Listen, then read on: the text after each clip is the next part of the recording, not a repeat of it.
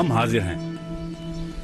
अपने इस कार्यक्रम में आज हम बात करेंगे उन अहम योजनाओं की जो सरकार की तरफ से चलाई जा रही हैं और जिनकी बदौलत जम्मू कश्मीर के किसान सशक्त और आत्मनिर्भर बन रहे हैं। आज हम मौजूद हैं डोडा जिले में। डोडा जिले का अधिकांश इलाका पहाड़ी है, परंतु यहां अलग अलग जगहों पे तापमान में काफी अंतर है।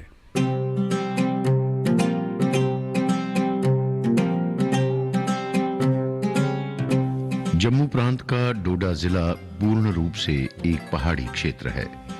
पहाड़ों के सीने काटकर बनाई गई ये सड़कें दूर से धरती पर लेटे सांप की भांति प्रतीत होती हैं।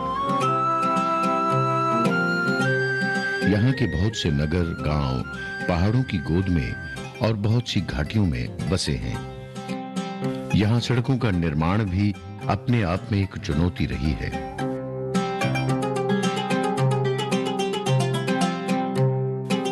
डोडा जिले के पहाड़ विभिन्न प्रकार की वन संपदा से भरे पड़े हैं। ऊंचे लंबे पेड़ों से भरे ये वन हरा सोना के नाम से जाने जाते हैं।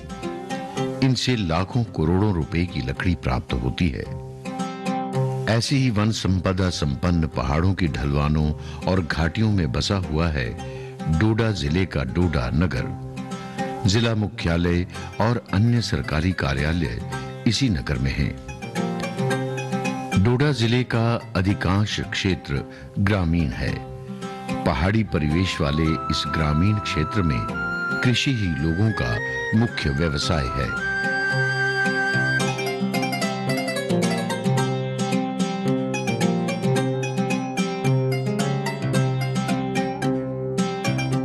समय के साथ बहुत से लोग सरकारी नौकरियां भी करने लगे हैं। इस क्षेत्र में फसलों और फलों की खेती के संग लगभग सभी किसान पशुपालन का व्यवसाय भी पीढ़ियों से करते आ रहे हैं।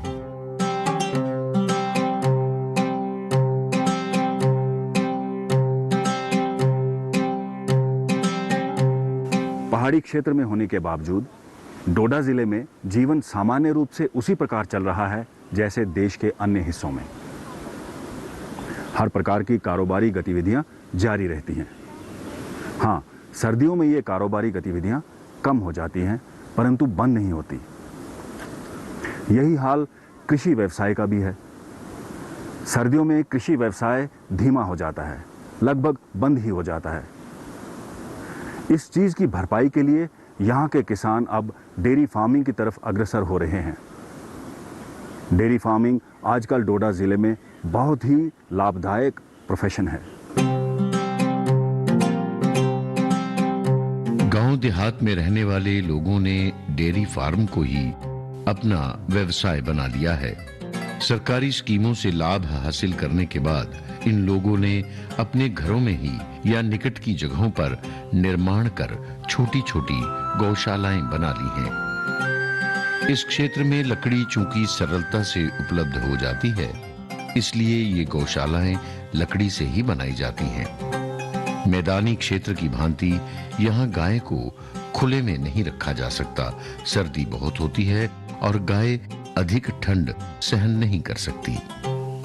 दूसरा कारण है इस क्षेत्र में पाए जाने वाले तेंदुए, रीछ और अन्य जंगली जानवर। यहाँ पशुओं के लिए चारे की कोई कमी नहीं है। फिर भी पशुओं को पौष्टिक आहार भी दिया जाता है, जो निकट के किसी बड़े गांव या नगर में मिल जाता है। डेयरी फार्म कायम करने से इन लोगों की आर्थिक आमदन में बढ़ोतरी हुई है। किसानों ने डेयरी फार्म की शुरुआत देसी नस्ल की गाय से ही की थी। सरकार की ओर से सहायता मिलने पर अब उन्होंने अच्छी और उन्नत नस्ल की गाय अपनी डेयरी फार्म में रखी हुई हैं। मैंने गाय का फार्म खोला है। मेरे पास पहले एक ही गाय थी, जिसमें अपना ही दूध हमें पूरा हो जाता था। नरेंद्र मोदी जी ने जो स्कीम निकाली, बहुत अच्छी स्कीम निकाली है। इस स्कीम के तहत हमने गाय लाई। पूरे इलाके में गाय आई है। अभी भी बहुत बकाया रहे हैं यहाँ पर, जिनने अभी नहीं लाई है। अच्छी स्कीम है, इसमें बहुत फ़ायदा है, अच्छा फ़ायदा है इसमें। मैंने एक गाय पहले लाई थी, अभी मेरे पास 10, 15, 20 गाय और 10 पड़ी है, और लानी है 10। आगे के लिए स्कीम चलनी चाहिए, अच्छा फ़ायदा है। मैं 1-1.5 क्विंटल दूध कम से कम आज बेचता हूँ, यहाँ से डोडा लेके चले जाता हूँ सर। जो यहाँ पर गांव में बहुत गरीब लोग हैं, उनके पास एक ही गाय होती थी पहले, आज किसी के पास 4 है, 5 है, हर एक बंदे के पास आज गाय हैं सर। जो ये स्कीम आई बहुत अच्छी स्कीम है। मैं बाकी लोगों से भी ये बोलना चाहता हूँ कि जो भी कोई खोलेगा, अच्छा फ़ायदा है इसमें है, इसमें कोई नुकसान नहीं है। मेहनत करनी है, मेहनत का फ़ायदा उठाओ। हर एक से रिक्वेस्ट करता हूँ कि वो ये काम करो, फ़ायदा उठाओ इस काम का। जो मैंने किया है अच्छा फ़ायदा है। मैं आज सुबह ही उठकर पूरा दिन बिज़ी रहता हूँ, कोई काम नहीं करता इसके बगैर। यही काम है मेरा, गाय का काम। जो फार्म खोला, अच्छा 2-3 हज़ार रुपये मेरा दिन चल रहा है, अच्छा बिजनेस चल रहा है।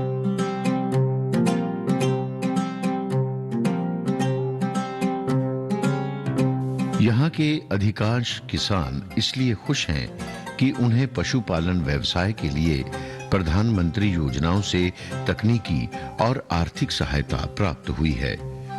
उनका कहना है कि उस सहायता से ही वो अपने डेयरी फार्म के व्यवसाय को और आगे बढ़ा सके हैं। डेयरी से उन्हें अच्छी आमदन प्राप्त हो रही है। अब वो अपने बच्चों को अच्छी शिक्षा देने योग्य बन सके हैं। वो पशुपालन विभाग का भी आभार मानते हैं। उनका कहना है कि विभाग के अधिकारी और कर्मचारी उन्हें समय समय पर स्कीमों और योजनाओं से अवगत करवाते रहते हैं। डोडा के पहाड़ी क्षेत्र में पारंपरिक फसलों से अच्छी आमदन प्राप्त करना एक कठिन कार्य है। डोडा के बहुत से भागों में औसत से कम वर्षा होती है, जिस कारण पहाड़ी नदी नालों पर सिंचाई के लिए निर्भर नहीं रहा जा सकता। बरसात और बर्फबारी में भी इन्हें अक्सर नुकसान पहुंचता है। इसलिए लोग डेयरी व्यवसाय की ओर आकर्षित हो रहे हैं। जो प्रधानमंत्री नरेंद्र मोदी साहब ने जो स्कीम निकाली, अच्छी स्कीम निकाली, जिसमें हमारे लोगों को बहुत बेनिफिट मिला है। क्योंकि हम बहुत गरीब आदमी हैं, इधर के लोग, हम भी गरीब हैं। क्योंकि आज हमने 1 यूनिट लाया है, अब लानी है और 4 यूनिट है, हमारे को 3 यूनिट और लाने हमने। क्योंकि हम पहले खेती बाड़ी कर रहे हैं, जिसकी वजह से आज हमारे को बहुत बेनिफिट मिल गया डेयरी फार्म से।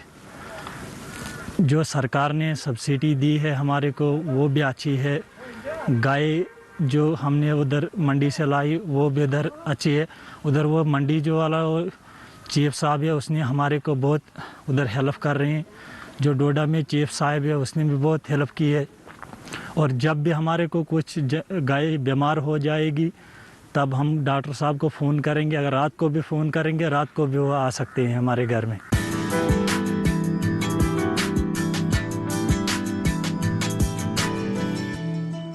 क्या बात है, बहुत ठीक लग रहा है। 3 महीने में पैसे डबल, वाह, फास्ट और हाई रिटर्न्स भी। क्या स्कीम है? कल तो नहीं थी यहाँ। और कल होगा भी नहीं। तूने कभी 5 ओवर में डबल सेंचुरी मारी है? ऐसे स्कीम के बहकावे में आके हम धोखा खा सकते हैं। और आरबीआई कहता है अपना पैसा सुरक्षित रखो और समझदारी से निवेश करो। अगर ज्यादा रिटर्न के पीछे भागोगे तो रिस्क भी उतना ही उठाओगे, और फास्ट रिटर्न से बच के, और फास्ट बॉलिंग से भी। आरबीआई कहता है जानकार बनिए, सतर्क रहिए।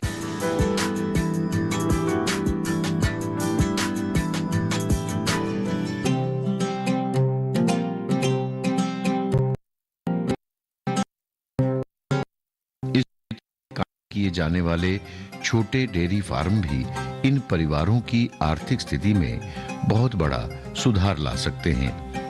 गाय का दूध दोहने से लेकर चारे के प्रबंध तक के सारे काम परिवार के सभी लोग मिलजुल कर कर लेते हैं।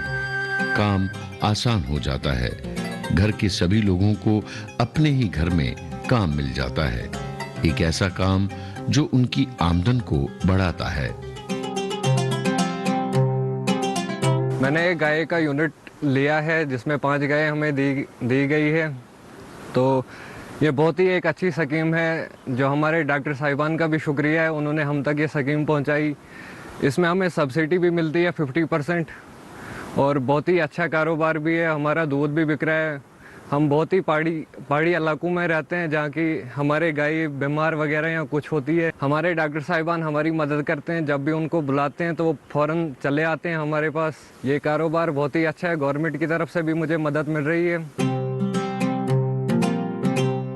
डोडा जिले के पहाड़ों में लोग अपने डेयरी में गाय ही रखते हैं। कठिन भौगोलिक स्थिति के कारण यहाँ भारी शरीर वाली भैंस पालना लगभग असंभव है। गाय के लिए चारा घर के निकट ही उपलब्ध हो जाता है। डेयरी फार्म कायम करने के लिए सरकार की तरफ से इन किसानों को न सिर्फ तकनीकी सहायता दी जाती है, बल्कि आर्थिक मदद भी होती है। सरकार की तरफ से कई प्रकार की योजनाएं चलाई जा रही हैं, जिनका मुख्य मकसद है इन किसानों की आमदन बढ़ाना और दूध उत्पादन में आत्मनिर्भरता हासिल करना। इन योजनाओं के चलते डोडा जिले के कई किसान अब डेयरी फार्मिंग कर रहे हैं और अच्छी आमदन हासिल कर रहे हैं। किसानों का ये कहना 100% सही है कि डोडा के पशुपालन विभाग के सहयोग और सहायता से ही वो ये सफलता प्राप्त कर सके हैं। डोडा को दूध में आत्मनिर्भर बनाने के लिए विभाग हर संभव प्रयत्न कर रहा है।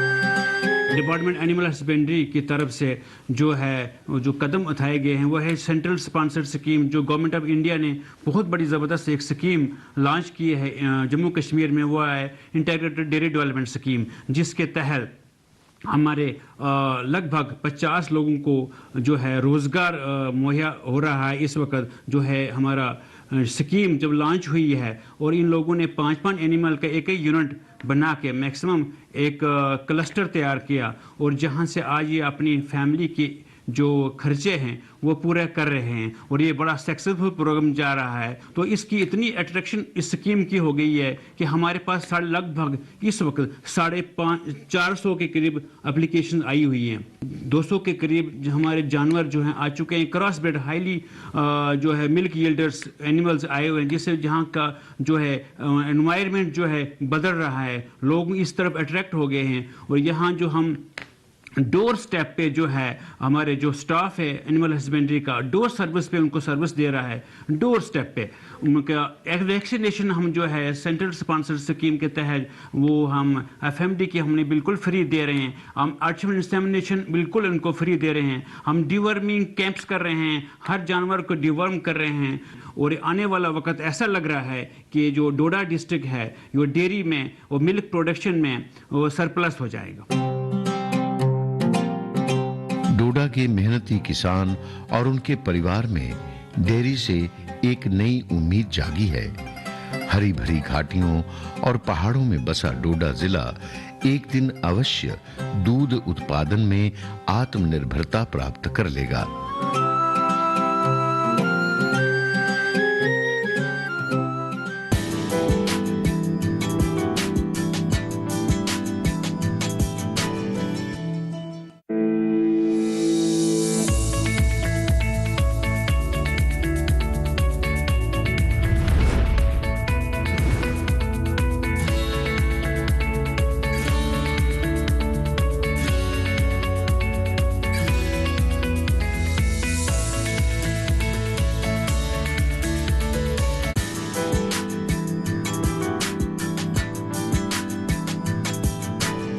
ये खूबसूरत वादी मशरूम पैदावार के लिए पूरे जम्मू प्रांत में अपना एक खास स्थान रखती है। सरकार की तरफ से चलाई जा रही कल्याणकारी योजनाओं का लाभ उठाकर यहाँ के किसान मशरूम पैदावार की तरफ अग्रसर हैं। बाजार में मशरूम के अच्छे दाम मिलने के कारण यहाँ के किसान समृद्धि की तरफ भी बढ़ रहे हैं। और तो और कुछ छोटे किसान अपने घरों में ही मशरूम यूनिट लगा लेते हैं। दिलचस्प बात यह है कि यहाँ की महिलाएं भी मशरूम कारोबार में हाथ बटा रही हैं। जलवायु में आ रहे निरंतर परिवर्तन ने किसानों को नकद फसलों की खेती की ओर आकर्षित किया है। इनमें शामिल है मशरूम। डोडा जिले के किसान भी अब आमदन को बढ़ाने के लिए मशरूम की खेती करने लगे हैं। यहाँ के किसान अपने घरों में ही या निकट की किसी जगह पर मशरूम उगाकर अच्छी आमदन प्राप्त कर रहे हैं। सरकारी स्कीम का लाभ प्राप्त कर किसानों ने अब इसे भी एक व्यवसाय का रूप दे दिया है। इस काम में उनके परिवार के लोग भी सक्रिय रूप से सहयोग दे रहे हैं। मशरूम की खेती के लिए खेत की आवश्यकता नहीं होती। इसे एक कमरे के अंदर ही बक्सों, बड़े आकार के डिब्बों या फिर प्लास्टिक की थैलियों में भी उगाया जा सकता है। मशरूम की बटन किस्म का इस्तेमाल खाने में सबसे अधिक किया जाता है। इसके दाम भी अच्छे मिल जाते हैं। श्वेत बटन मशरूम की फसल को तैयार होने के लिए आरंभ से 20 से 22 डिग्री तापमान की आवश्यकता होती है। मशरूम फलन के दौरान इन्हें 14 से 18 डिग्री तापमान की आवश्यकता होती है। मशरूम उगाए जाने वाली जगह पर कम रोशनी होनी चाहिए।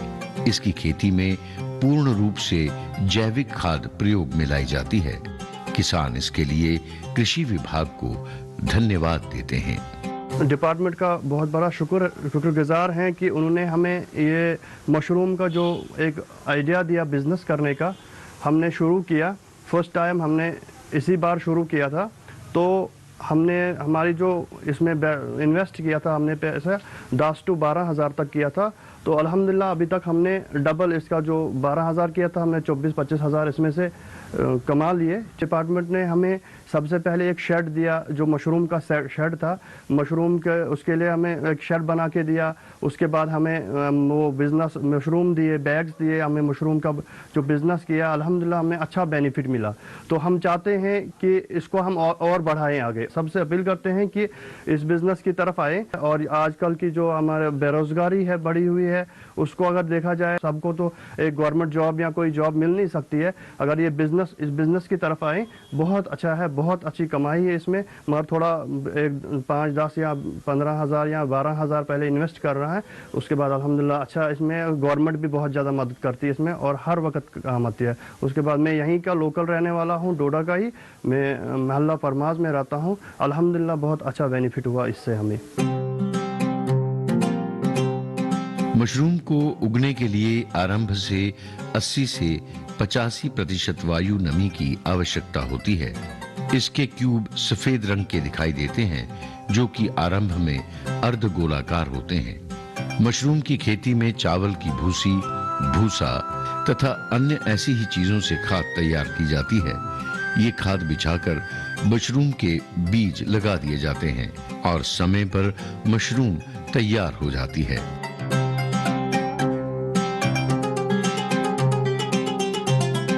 जो अभी आपने मशरूम देखा, ये बटन मशरूम के नाम से मशहूर है मार्केट में।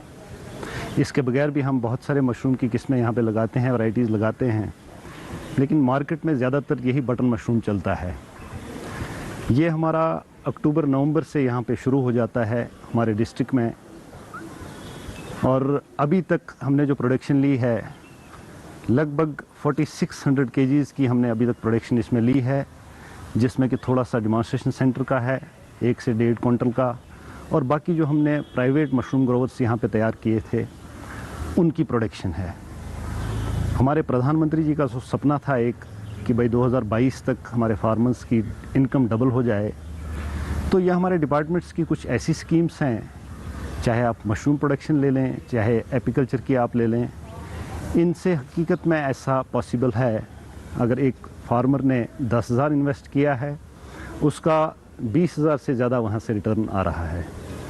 तो हमारी पूरी अपील रहेगी, यहाँ पे जितने भी नौजवान साथी हमारे हैं जो बेरोज़गार हैं, पढ़े लिखे हैं, वो ऐसे बिज़नेस की तरफ आ जाएं, क्योंकि हमारी जो, अगर मैं डोडा की बात करूँ, इस चीज़ की जो कंजप्शन है यहाँ पे, हमारी प्रोडक्शन उससे बहुत कम है।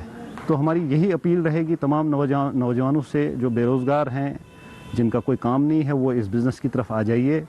हम उनको पूरी तरफ से गाइड करेंगे, उनको ट्रेनिंग दे देंगे डिपार्टमेंट की तरफ से, और उनको इस बिज़नेस में करने के लिए जो कुछ भी ज़रूरत पड़ेगी, हम उनके बिल्कुल साथ में खड़े हैं।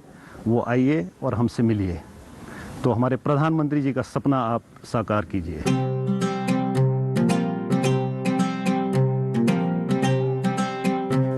मशरूम के साथ ही बहुत से किसान अब ढींगरी की खेती भी करने लगे हैं। ये मशरूम की ही एक किस्म है। इसे ढींगरी मशरूम कहा जाता है। ये मशरूम बटन की तरह नहीं होकर किसी पक्षी के पंख की तरह फैली होती है। ये कुक्कर मुत्ते की ही एक किस्म है। व्यावसायिक स्तर पर ढींगरी की खेती गेहूं के उपचारित भूसे पर की जाती है। ढींगरी मशरूम को उगाने के लिए भी किसी खेत की आवश्यकता नहीं होती। इसे भी एक बंद कमरे में उगाया जाता है। बहुत से किसान प्लास्टिक की थैलियों में इसे उगाते हैं। कुछ किसान बड़े बड़े बक्सों या विशेष रूप से तैयार की गई ट्रे में भी ढींगरी मशरूम उगाते हैं।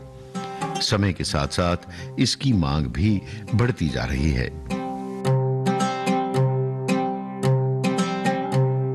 कि जितने भी लैंडलेस फार्मर हैं, छोटे फार्मर हैं, जब जो नीडी पर्सन हैं, वहाँ हम इनको तीनों को इधर ट्रेनिंग देते हैं। ट्रेनिंग हमारी है बटर मशरूम पे होती है और ढींगरी पे भी और मिल्की पे भी। जो ढींगरी के क्रॉप है जो इस समय चल रही है, इस समय जो नॉर्मल सीजन इसका बटन का है वो ऑलमोस्ट ख़त्म होने पे है। और जो ढींगरी मशरूम है इसकी जो कास्ट ऑफ कल्टीवेशन बैठती है वो करीब करीब 40 और 45 रुपये में है।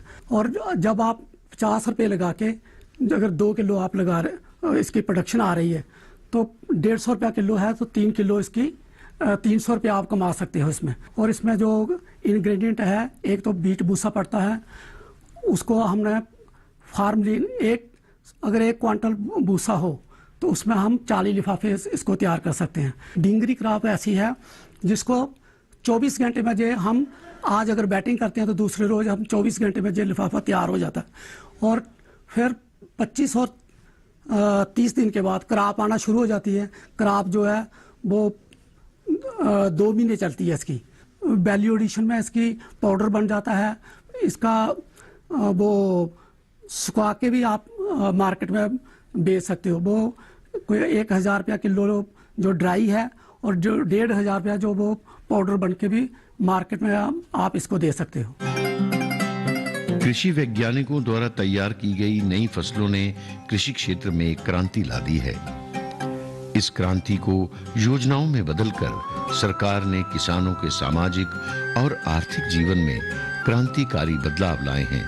किंतु सरकार की इन योजनाओं को सफल बनाने में किसान के परिश्रम की भूमिका भी किसी भी प्रकार कम नहीं है। ये बात भी महत्वपूर्ण है कि किसानों को सशक्त बनाकर ही देश को सशक्त बनाया जा सकता है। डोडा जिला कृषि क्षेत्र में एक पिछड़ा हुआ इलाका माना जाता है। पहाड़ी इलाका होने के कारण यहाँ के किसानों की आमदन बहुत कम है, परंतु सरकार द्वारा चलाई जा रही कल्याणकारी योजनाओं का लाभ उठाकर यहाँ के किसान सशक्त हो रहे हैं। डोडा जिले में जलवायु एक समान नहीं है, लेकिन यहाँ के किसान अब डेयरी फार्मिंग और मशरूम की खेती कर अपना व अपने परिवारों का भविष्य सुरक्षित कर रहे हैं। अगली कड़ी में हम आपको सांबा के विजयपुर इलाके में ले जाएंगे, जहां पर आप एक उन्नत किसान से मिलेंगे।